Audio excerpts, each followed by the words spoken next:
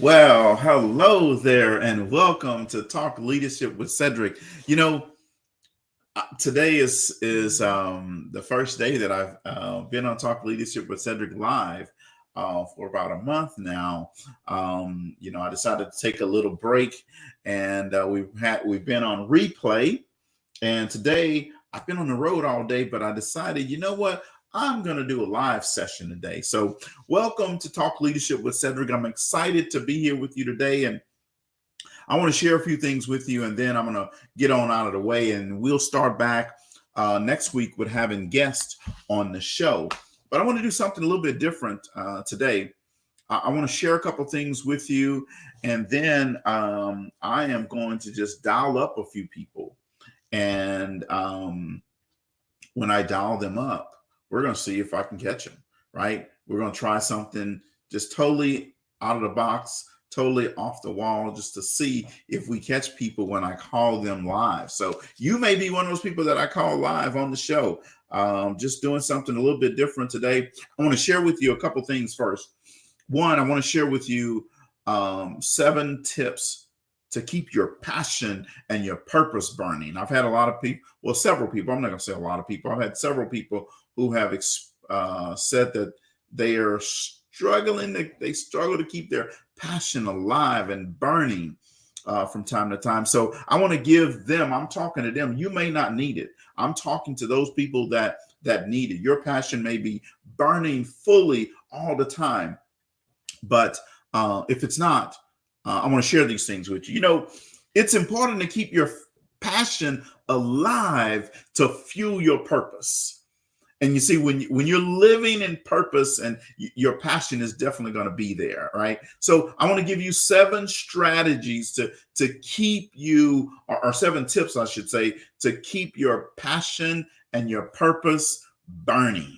Now, I'm going to need you to get it in the comments if you like one of these, if you want to use one of these, and you can take it and use it. The very first one is you got to keep in mind that success breeds more success, right? See, celebrate the small victories. Some people wait just to celebrate the big ones, but I want you to understand you need to celebrate the small victories. Share your achievements with others who appreciate your work and your mission, right? Make a list and mark off each one of those small steps as you complete them. Now, let me tell you something, folks. Sometimes people are afraid to share their successes because they think that people are going to think that they're bragging. Forget about that. You're not bragging. You're helping yourself celebrate your successes. And guess what? There's somebody out there that needs to hear about your successes because it's going to fuel them. Remember what I said, success breeds more success. So it's going to help you, but it's also going to help someone else. Now, number 2 of these 7 tips to keep your passion and your purpose burning is find your tribe. That's your people, right? See, if there's are others doing similar work, get with them. It could be locally, it could be online. You need to connect with those people. There's nothing more stimulating than groupthink, like-minded people who share the same mission and want to support each other. The synergy leads to more passion.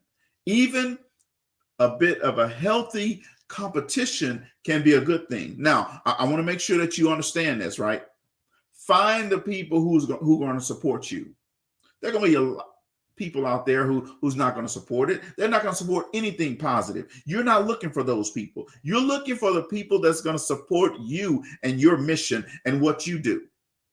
They're going to cheer you on. They're going to clap you up. They're going to say, great job, Marissa. Great job, Daniel. Great job, Michael. Great job, Edward. Great job, Cheryl. They're going to clap for you. They're going to be cheering for you. They're going to be wishing that you do well. Find those people. And that's the people that you talk to. The ones who are I don't even call them shady. They just don't want to support your dream. That's because they gave up on their dream and they want you to give up on yours too. So don't worry about that. So number 2 is find your tribe. Number 3, to keep your passion and your purpose burning, revisit your goal and your action steps to see your progress. See, when it seems to take forever to complete a step toward your goal, remind yourself of the journey, where you came from, where you started at. See, you're not where you used to be. You may not be where you want to be yet, but you're not where you used to be, because see, you got started. So now you're in the middle of it. So remind yourself of that. See, seeing your progress can be a powerful thing, man. So create a clear path and reasonable steps so that you can celebrate those and you can see those. That's what's going to keep your passion and your purpose burning, so that you can do it every day. Now, I want to make sure before I keep going, because I want to make sure somebody's getting this, right? So let me know, just put in the comments, let me know if you're getting this, if you like this, if you need some more of this, okay? So let's keep going. Number 4, goals and actions should, your goals and actions should just be out of reach, but attainable. You see, you don't want to make them too far out of reach that they're hard to attain, but you don't want to make it too easy either. So they should just be just out of reach, but attainable. See, ensure that your action steps are not too ambitious, right? If necessary, break them into smaller pieces that can be attained more easily. See, we want to stretch. You want to stretch yourself, but the action steps should be within reach so that you can get to them. Number 5, let me keep going. Number 5, find external reminders of why you do what you do. Oh, man. See, that's a good one. That it could be a call with someone. It could be an email from someone. It could be you got to visit someone who benefits from your mission, from your passion, from your purpose. Someone who could benefit is the person that you need to be reaching out to ask them a few questions. How is it impacting them? What else can you do? Seeing and talking to others who want what you offer confirms your mission, and it rekindles that flame. You know how you get when you hear that somebody likes what you're doing. Man, it just rejuvenates you, right? It gets you pumped up. You help somebody because of what you said or what you did. You know, that gets you pumped up. That gets you excited. So reach out to those people to help keep your excitement going, folks. And let me tell you what, when you're on fire, people will come from miles around to watch you burn. They will come from a long way to watch you burn. See, this past weekend, I was speaking virtually at a conference in Nairobi, Kenya. It was a church revival. And let me tell you what, folks. I was supposed to be speaking for 30 minutes. I spoke for 50 minutes, but the crowd was there. They were excited. They were pumped up. Some of them actually want to reach out to me now that the conference is over. That just fuels my energy, folks. And I'm telling you for yourself, that's going to fuel you as well. Find those people. Number 6. Stay up to date on the success of those who do similar work. See, you have to also then support somebody else. See, when you support somebody else, man, it's going to fuel energy for you as well, because you're going to get excited about what they're doing, and it's going to make you get back in the lab and chop it up some more so you can keep doing what you're doing. You want to make sure you keep that fire burning. Just blow a little wind on it. Blow a little wind on it, and that fire's going to kick back up again. You're going to hear it crackling and creaking, and then you're going to get excited by doing it, right? So, see, when one person or a group succeeds, it often opens the door for other people. You got to get Google alerts about your topic of interest and read the blogs or newsletters of others who are doing similar mission. Celebrate their progress as well. I'm telling you, folks, if you don't do that today, you're missing out.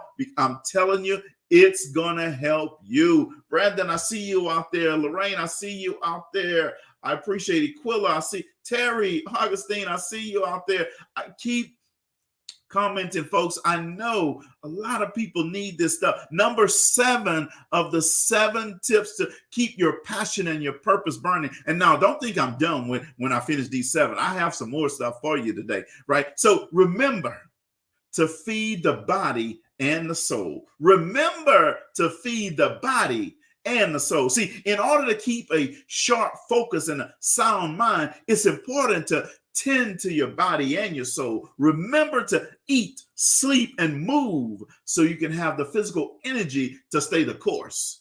Right? You got to replenish your soul in any way that works for you. Just do it on a regular basis. I literally just walked in the house. I left my house this morning at 5 a.m. and drove to Lake Charles, Louisiana. I did a 2-hour workshop.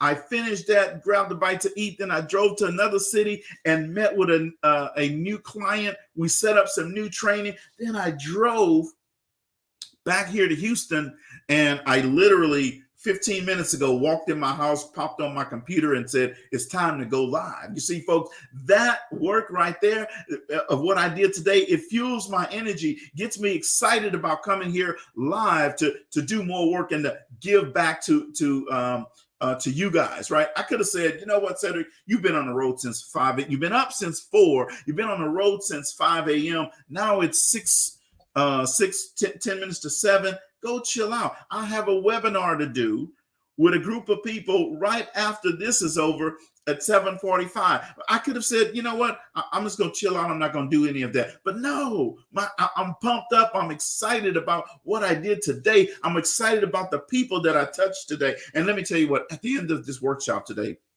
one lady came up to me and asked me, hey, where do you preach? Because I want to go to your church. You see, people want to be around people who are on fire, who are excited. Now, look, that workshop today was just awesome. It wasn't because of me. It was because the people in the workshop made it awesome. And let me tell you what, everybody had a great time in that workshop today. Now, yeah, I had to do my, put my present on and give them activities to do and help them go to another level. The theme of the workshop is cross the line. With cross the line, it's 4 things. 1, choose to commit. 2, work hard. 3, focus. And 4, be resilient and bounce back. Every day you have to choose to commit. And when you decide to cross the line, folks, and keep your passion going, see, cross is a verb. It's an action word. It means to move from one side to another, to pass over mediocrity. And that's what we were talking about in this workshop today. See, with everything, there's a line. And on one side of the line, there's a greater chance to make good things happen, better results, better relationships, and more opportunity. On the other side of the line, there's a less of a chance. You either want to cross the line or you don't. You see, and then with each line, you have a choice. See, it's one line, 2 sides, and a choice. And with each one of those lines, you have a choice. You either want to cross the line or you don't. You want a better chance of making good things happen, meaningful things, or you settle for the lesser things. It's really your choice. Now, that's what this workshop was all about today. And let me tell you what, those people in that workshop today, ladies and gentlemen, they were ready to cross the line and go from mediocrity to a greater place. Oh man, we had a good time today. So I shared with you the 7 tips to keep your passion and your purpose burning. Now let me do this because it's important. I'm going to give you 7 more tips for just your purpose. See, finding your purpose, your why, your calling, your mission requires some soul searching. Right? It's going to require you to search your soul. It may be something that seemed unrealistic, silly, or childish at one time, but allow yourself to consider all the things without judging them as good, bad, or right or wrong. Allow yourself to move into it, right? See, for example, a love for dolls as a child may transfer to making or designing doll clothes as a hobby, which will then turn into a business. See, you got to loosen up your brain and let it explore. Let it explore for now without doing a reality check. Just let it just go. Now, try some of these strategies on, right? Number 1, you got to slow down. Remember what I said with the other one, you got to feed the mind and the body. Well, the body and the soul, rather. You got to slow down.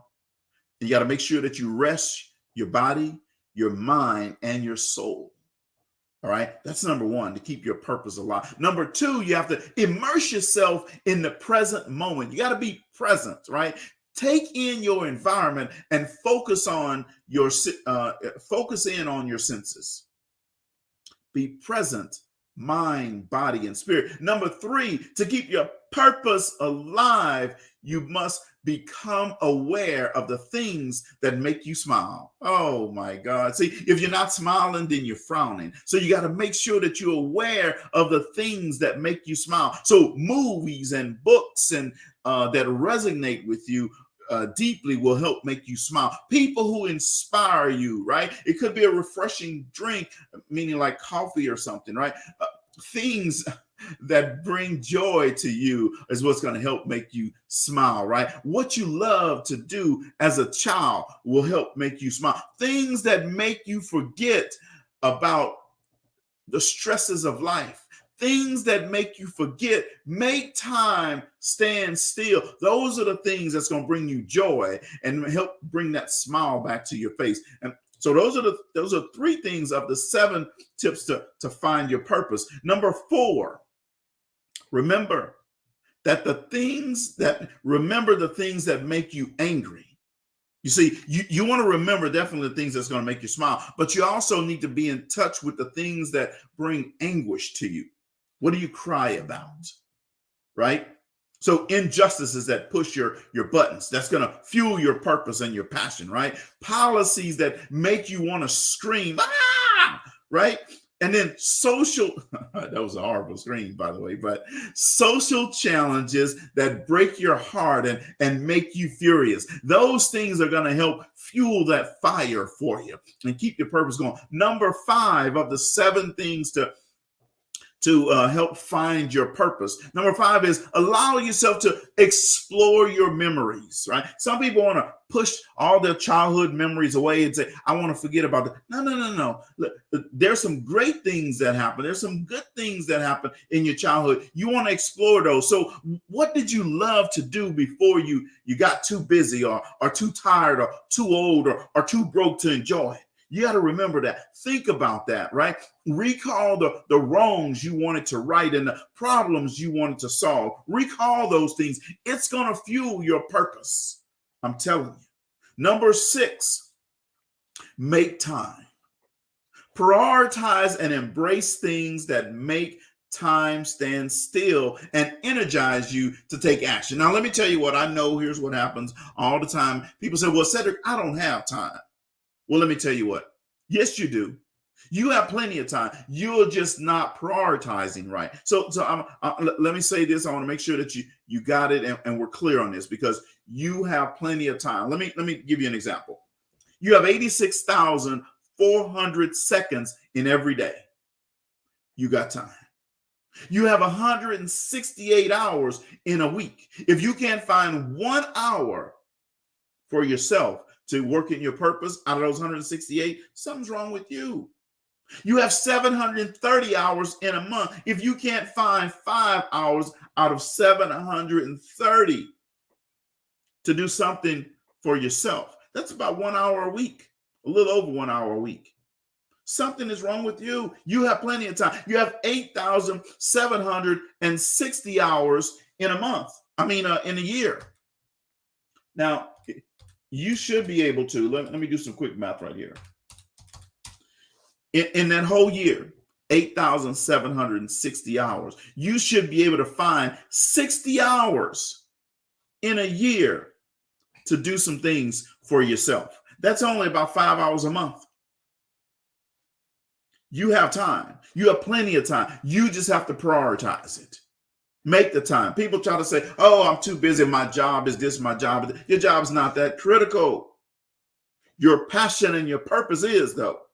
You see, let me put it into context for you. Remember COVID and the people that got laid off and your employer said, hey, we're not going to make any money. I got to lay you off. I got to furlough you. I'm not going to pay you for this time off. Remember that? See? This is why you got to make sure that you make time for yourself. I hope that COVID helped people realize that there's something more important than just working. And you say, well, I'm going to bring my work home. Well, you're still working for somebody else that has you just as a number. You're not even a priority for them. And look, folks, don't say, well, I have a position, I have a title of leadership. So what? If they're ready to get rid of you, guess what? They're going to get rid of you. Make time to fuel your passion and your purpose. You have plenty of time. Your employer, you have time to do their stuff too. If you are spending all of your time working for somebody else, there's not anything wrong with the employer. There's something wrong with you. So I'm telling you, you have time, 86,400 seconds in a day, 168 hours in a week, 730 hours in a month, 8,760 hours in a year. You have time. Prioritize yourself. You will appreciate this at a later date. Prioritize yourself. Number 7, do something, move towards your purpose, no matter how small the action is. Make a call, attend a meeting, do an online research, start an online group, ignite the fire. Get moving on it. If you want to own a business, boom, do something to start that business. If you want to read books or write books, then do something to start on it. It only takes one sheet of paper to start writing your book. So just start writing something. You don't have to write the whole book in one day. Write one page a day. If you want to get better at reading books, just read one page per day. All right, better yet, 15 minutes a day. You can start reading your book. You want to do something in your business, do one thing in your business every day. It doesn't have to be all day. See, when you're consistent, you don't have to do things all day. You just have to do them consistently. Right? So if you do something 30 minutes in your business today and 30 minutes tomorrow and 30 minutes on Wednesday, 30 minutes on Thursday, 30 minutes on Friday. Now you spend a couple of hours in your business. You see? It makes all the difference in the world. And if you take those 2.5 hours, 2.5 hours in 5 days every week. So that means that's 10 hours every month. That's 120 hours every year that you're putting into your business, building your business. So now you can have a 5-year plan. Boom, here's what I'm going to do for every week for the next 52 weeks and then 60 months. Here's what I'm going to do. So in 5 years from now, I'll be ready to start my business.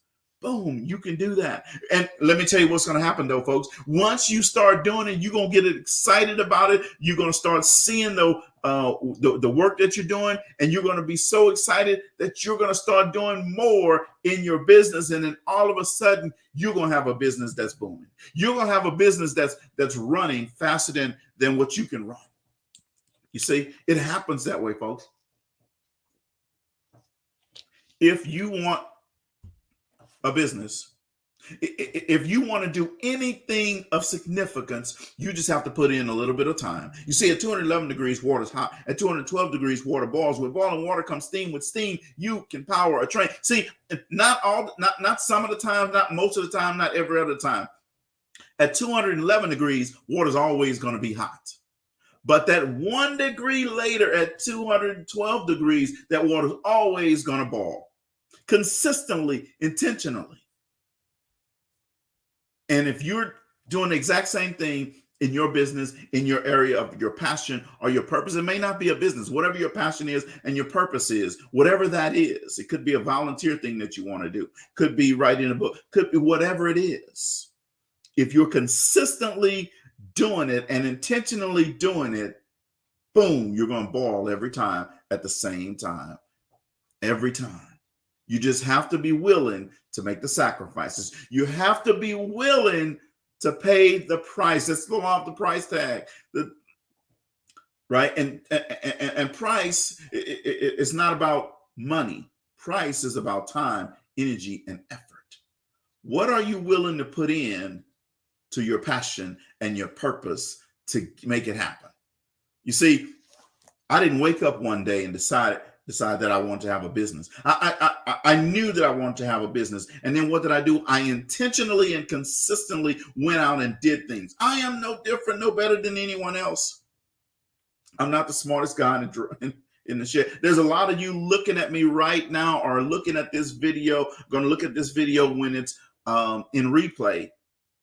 You have 2 bachelor's degrees. You may have a couple of master's degrees. You may have your PhD. I just have a bachelor's degree. My point is this: just as I can do it, you can do it. I believe that you can do it. You now have to believe that you can do it. Then you have to be willing to take action steps. Number 7 is do something. You see, I had a Nike slogan is just do it. I had a shirt made that says LaFleur just did it. You see, there's a difference in saying what I'm going to do versus what I did. Okay, let me give you another example. There's 5 frogs sitting on a log. 4 of the frogs decided to jump. Now the question is, how many frogs are still sitting on the log? I know some people will say 1. No, there's 5. You see, those 4 decided to jump, but they didn't. You may have decided to go after your passion, but you haven't done anything yet. I'm challenging you, go after it. Go do it. Don't wait for tomorrow. Do it today. See, because tomorrow is going to bring different challenges. So if you say, well, I'm going to wait till I have more time, time is time. You have it. If you say, well, I'm going to wait till I have more resources, those resources are going to get used up for something else. So do it now. If you say, I'm going to wait till another situation in my life happens, no. Don't wait for all of that stuff. Do it now. I'm going to wait till my kids get older. No, because you're going to make another excuse of why you can't do it. See, uneducated people give themselves excuses. Educated people, you're too smart for that. So what you do is you give yourself alibis. At the end of the day, it all means the same. You're giving yourself a reason why you can't do something. In my workshop today, one of the people said that the reason they don't do things sometimes is because of the fear of failure. The fear that someone is not going to like it. The fear that they won't be successful at it. What I'm going to challenge you to do is to change that. Be excited that you are going to be successful about it. Be excited that they're going to love it. Be excited that you're going to exceed expectations. Be excited that you're going to win with whatever you do. Because whatever you believe is going to be your reality. Whatever you believe is going to be your reality. So if you believe you're going to fail, guess what's going to happen? You're going to fail. But if you believe you're going to be successful, guess what's going to happen? You're going to achieve those goals. You're going to do it. Now, what I want to do now before I get out of here, I want to help you with identifying limiting beliefs that you may have. You see, during the first 6 years of our life, we soak up everything we hear. And as young people, our brains just tends to believe everything is true. During those years, we develop our most powerful and often most life-limiting beliefs that can stick with us for the rest of our lives. See, all of this information is held in our subconscious, right? And then it's there to keep us like in this safety net, this safe zones, right? It's how we learn that the stove is hot because it burned our hand, or how we look, or how we know to look both ways before crossing the street because our parents drilled that in our head every day before we left home. However, some of these beliefs hold us back in life. It keeps us in a state of fear and ignorance. I'm going to say that again. Some of those beliefs that we were taught keeps us in a state of fear and ignorance. So typical limiting beliefs take the form of this. Watch. I can't do that because. I don't deserve that because. If I do something bad, if I do this, something bad is going to happen. If I can't do this, so I can't do this because some people are not going to like it. Those are limiting beliefs that we tell ourselves, right? I'm sure some of those sound familiar to you. You've probably said it. Give me a thumbs up if you said any of those before, or you've heard people say those before. Just give me a thumbs up in the comments, right?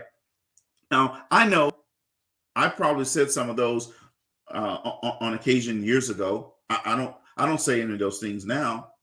But here are 10 questions you can ask yourself that's going to help you dig deep into your subconscious and identify your limiting beliefs. See, if you want to identify your limiting beliefs, I'm going to give you 10 questions that you can ask yourself that's going to help you identify those limiting beliefs. Limiting beliefs are things that hold us back, folks.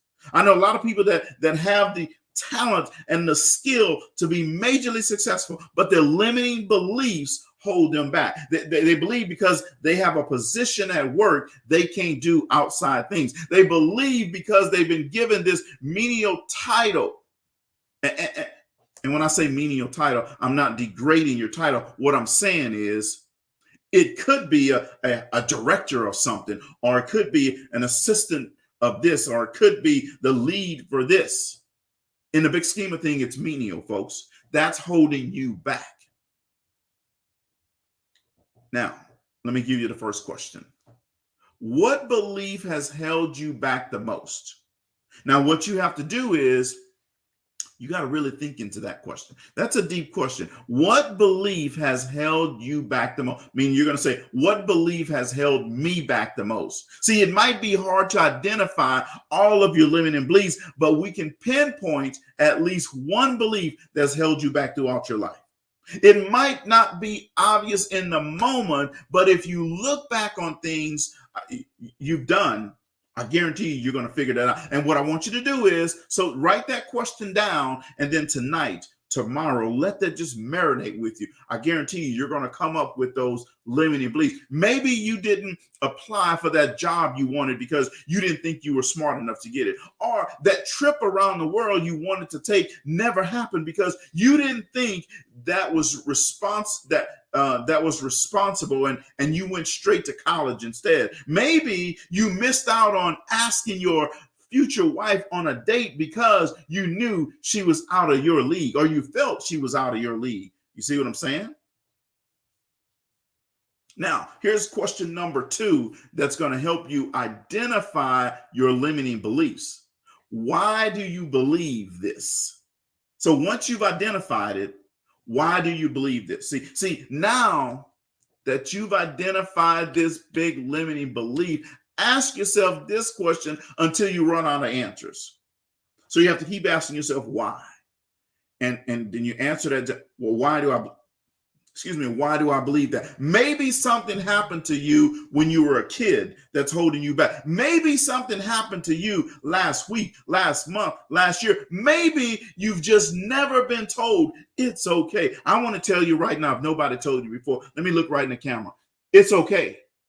You can let it go now. You don't have to have that limiting belief. It's okay. You can let it go. Write down every answer you come up with so that you don't forget them. And then you don't fall into that trap anymore. Number 3, what evidence proves your belief wrong? See, most beliefs are just that, beliefs. See, beliefs and facts are 2 very different things. You must understand that. Beliefs and facts are 2 very different things. See, snow is cold. We know that, right? We know that because we can feel it, right? There's no debate to that fact. It can be measured. The fact that you believe you aren't smart enough for that job is subjective and just your opinion. There's no way to prove it 100% certainty, right? If you look hard enough, folks, I'm sure you can find someone not as smart as you doing exactly what you want to do. See what I'm saying? The only thing stopping you is your belief. You got to let that belief go. Let it go. Just let it go. Number 4 of the 10 ways to identify your limiting beliefs. What have you missed out on in life because of your belief? Uh-oh. Now you're gonna really get into it. See, sticking to the job example, how different would your life be right now if you applied for that job? Your life would most likely be certainly different. Even if you applied and didn't get it, you would have learned something valuable from the person interviewing you. If nothing else, you would have learned that it's okay to try and fail. Ooh, man, that is some good stuff. Number 5 of the 10 questions you need to ask yourself to identify your limiting belief. Is there any truth in your belief? Ooh, man, that one right there, that's a killer. Is there any truth to that limiting belief? Right? Has something happened to you recently to reinforce that belief? Or is it something you believed for as long as you can remember and you don't really know why anymore? You just believe it just to believe it. See? If you can't think of anything to confirm your belief, now confirm is the key word right there. If you can't think of anything to confirm your belief that has happened within a year, it's time to reevaluate. It's time to reevaluate it, folks. And be sure not to put too much weight in the opinions of other people. You see, too many times we take the opinion of people who can't even do what I'm talking about, and we take that as the gospel. See, they also are holding on to limiting beliefs that they project on other people. They gave up on their dreams, so they're trying to get you to give up on yours. They gave up on the things that they wanted to do, so they're trying to get you to give up. They refuse to leave their comfort zone, so that they're trying to get you to stay within your comfort zone. They didn't go off to college, so they're telling you they don't want to go off to college. Let me give you an example. Yeah, you're right, LaJuan. Cowboy fans definitely need to hear this. They need to let that go. So let me give you an example. So there's researchers that put these 4 monkeys in a room, right? And in the room, there was this tall tree with a bunch of bananas at the top. And the first monkey got in the room and he saw the bananas at the top. Boom, he ran up the tree. And he tried to get to the bananas, but just before he got to the bananas, he was doused with a bunch of cold water. So he ran back down the tree. The second monkey came in the room and he saw the bananas and he ran up the tree. And just before he got right to the bananas, he was doused with cold water and he ran down the tree. Now, the third and the fourth monkey, when they came in the room, they didn't have to worry about it because the first and the second monkey, the first 2 monkeys tried to pull them down so that they wouldn't get up the tree, so they wouldn't get doused with water. Well, the researchers did this. What they started doing is they took one monkey out of the room and they put another monkey in the room who had not even gone through the cold water experience. Well, when that monkey came in and saw the bananas, he tried to run up the tree and the other monkey started pulling him down. Eventually, what they did is switched out all the monkeys in the room. So now none of the monkeys in the room had experienced the cold water dousing. But every time a monkey ran up the tree, one of the other monkeys tried to pull him down. Now, you know that you've had people who've tried to pull you down before, right? Yeah, just type in the comments, yes. If you've had people that try to pull you down before. Now, let me tell you what. See, those monkeys were trying to pull the other monkeys down, not even knowing why they were trying to pull them down, but they were just pulling them down. You've had people that have not gone through a bad experience. They may have heard of someone going through a bad experience. So what they try to do, they try to pull you down, right? So I want to make sure that you understand this. Don't be like the monkeys trying to pull somebody else down. Don't let those other people try to pull you down, because you're going to have those people that's going to try to pull you down, but you have to make sure you don't let them pull you down. They've heard that, they said, or somebody else went through. They don't even know, but they're going to try to pull you down. They're going to stop you from your blessing. Don't let them stop you from your blessing. Don't let them stop you from living your dream. Don't let them stop you. So number 6 of the 10 questions you need to ask yourself to identify your limiting beliefs. Number 6 is question its impact. You're going through the list of questions, right? Meaning the impact of that limiting belief. See, what happens if you challenge your belief? Let's say you wake up one morning and tell yourself you're not going to let that belief control your decisions anymore. Does your life change for the better? Do you allow yourself to do things that you've never done before? Do those things change your life for the better? See, usually the worst thing that can happen is a failure, which is something you can learn from, something you can get better from, something you can go on from, you can bounce back from. And even when you fail, we wake up the next morning with another chance to try again. But when we don't even try, then there's no try again. You see what I'm saying? Now, let me keep going here. Number 7, what are you afraid of? What are you afraid of? See, what's the worst possible thing that could happen if you challenge your belief? How does this change your life on a daily basis? See, most of our fears boil down to being rejected, being humiliated, being embarrassed, being isolated, and so on. How debilitating would these things be if they were to happen, right? Is bettering your life, is making your life better, and giving up that belief worth the risk? Is making your life better and giving up that limiting belief worth the risk? I say, yes, it is. Try it. What if you're successful? What if they love it? What if you exceed expectations? Ooh, man. This is why Apple is around. This is why McDonald's is around. This is why Amazon is around. This is why Richard Branson and Elon Musk went to outer space a couple of weeks ago. This is why we had Olympic gold medalists, because they were willing to take a risk. They were willing to put those limiting beliefs behind them. They were willing to step outside their comfort zone. They were willing to take some action to go to another level. This is what we want you to do. Number 8 of the 10 questions to ask yourself to identify your limiting beliefs. How are you contributing? So what this means is, what are you doing on a regular basis that's contributing to your limiting belief? Are you reinforcing your negative emotions related to that belief? Are you letting the opinions of other people influence what you believe? Are you avoiding doing things that would eliminate that belief?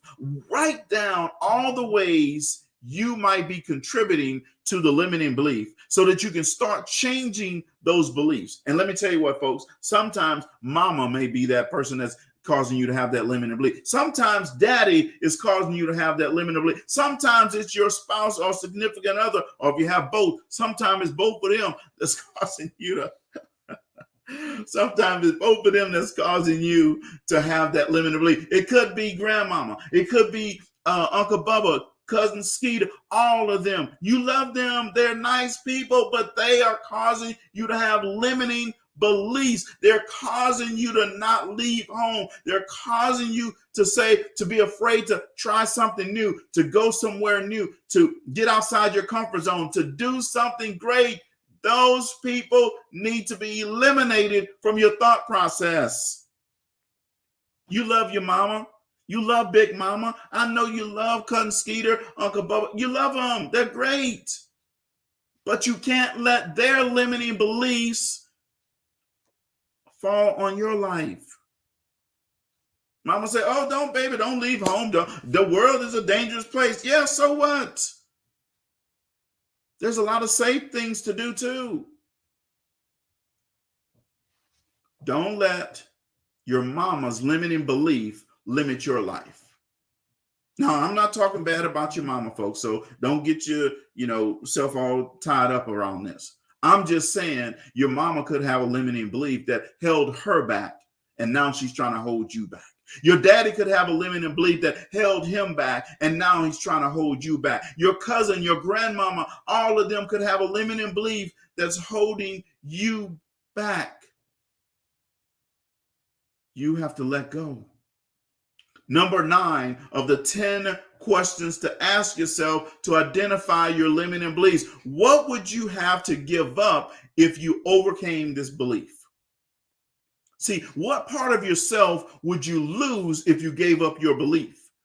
What would it be missed by you or by the people around you? Would it make you a better person? Would it move your life in the right direction and create more opportunities? See, sometimes our biggest fear is the fear of being more than what we ever thought we were capable of. See, make sure you aren't holding yourself back on purpose. I like what Julia says. She said, the only person that can stop you is you. If it doesn't line up with the word of God, throw it away. Absolutely. So what would you give up if you overcame that limiting belief?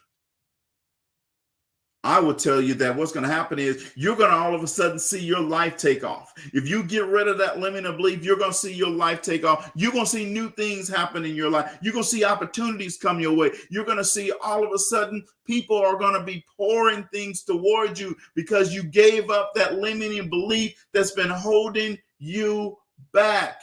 I know that there's a lot of success that's waiting out there for you as soon as you give up that limiting belief. See, don't take it to the grave with you, folks, because there's nothing there. And here's what's going to happen, folks. When you go to the pearly gates and you're standing there in front of the Father, and if you don't believe in the Father, that's a whole different thing. I ain't going to try to convince you. But if you're standing in front of the Father and he says, what did you do with the gifts I gave you? He's not going to ask you, what did you do with the gifts your mama that he gave to your mama? What are the gifts he did for Big Mom? What did you do with the gifts he gave to your daddy? What gifts he gave to your spouse? He's not going to ask you about theirs. He's going to ask them. But he's going to ask you, what did you do with the gifts I gave you? You got to answer that question. Utilize the gifts that he gave you. If he gave you the ability to make something, to create something, to do something, that's your gift. Use it. Put it to action. Don't just go to church and praise God on Sunday morning and then you walk out of the church and you leave all of that stuff behind. Put it into action. Use it. The drum roll, folks. Number 10, and then I'm going to be getting out of here. Number 10 of the 10 questions you need to ask yourself to identify your limiting beliefs. What would you gain if you overcame this belief? See, how much better would your life be if you simply stop believing in something that has no weight to it? Think of the freedom you gain. Ooh, man. It could be the wind beneath your wings that you need to fly away and do something. Think of how much happier you could be. Would you even be able to make the lives of people around you better if you were to overcome this belief? See, God gives you gifts not just for you. He gives you gifts to help somebody else. And that's what you're missing when you hold back and you dig into this limiting belief, when you stay into your comfort zone. And it's double bad when he gives you a gift to help somebody else and you're not using it to help them. Ooh, man, you don't want that on you. You don't want that burden. See, most success and happiness is just on the other side of a negative belief. It's just cross the line. We talked about crossing the line. It's just on the other side of the line. Make sure you aren't keeping yourself from getting there. Make sure you aren't the one holding you back. Ask yourself these questions whenever you find yourself thinking, I can't, I shouldn't, I don't deserve it, I'm not good enough, I'm going to fail, I'm not ready yet. Yeah, you're ready. He already said you're ready. Get out of your manly flesh and get into your godly flesh. And live the life he wants you to live. He didn't give it to you for no reason. He gave it to you for you to use it. Make sure that the thought is the reality and not just a limiting belief that's holding you back. Make sure your thought is the reality and not a limiting belief that's holding you back. Only you can hold you back. So I've shared with you a lot. I want you to share this post with someone. Like I said earlier, you may not need this. You may be already on your way, living your dream, living your best life. Somebody else may need this message. You know who that is. Tag them in it. Share it. On whether you're on Facebook, whether you're on YouTube, or if you're on LinkedIn, share it. You know somebody that needs this. I guarantee you, you've spoken to someone that's living in their limiting belief. They're living right here in their comfort zone. They refuse to get out of it because they're scared. They just need somebody else to tell them, let it go. And I'm here to tell them, let it go. I'm here to tell them, let it go. Now, when I say let it go, I mean really let that limiting belief go. Dallas Cowboy fans, let it go. They're not winning the Super Bowl in the next 15 years. Let it go. Just understand that, all right? Now, I want to thank you guys for showing up tonight and helping me help somebody else. I appreciate you taking the time to listen, to tune in, and to share. Share it on LinkedIn, share it on Facebook, share it on YouTube. Somebody needs this. Go tag them right now. I know somebody. I'm going to tag in it later, but I want you to go tag somebody. Make it a goal. Tag at least 2 people. You may know 10 people, but at least tag 2 people in this message because you know that they need it. And it's going to help them understand how to live in their purpose and live in their passion and how to eliminate their limiting beliefs. And let me tell you what, folks, you don't have to see evidence to know that it's working. I'm going to say it again. You don't have to see evidence to know that it's working. You see, if you decide to grow a Chinese bamboo tree, it takes about 5 years for that Chinese bamboo tree to go to grow above surface, right? Now, all the time in those 5 years, you have to continue to water the soil and till the soil so that that Chinese bamboo tree can continue to grow underneath the surface. You're not going to see evidence that anything is happening, but I'm telling you, it's happening under the surface. And you just have to keep watering and tilling it. And it's the same thing with yourself. You might not see evidence in yourself getting better when you start to live out your purpose and your passion and eliminate those limiting beliefs, folks. But I'm going to tell you what, it's working. It's happening. And then all of a sudden, when that Chinese bamboo tree one day pops above the surface, boom, you can see it literally grow 90 feet tall in 5 days. It's the same thing with you, folks. Now, let me tell you what, though.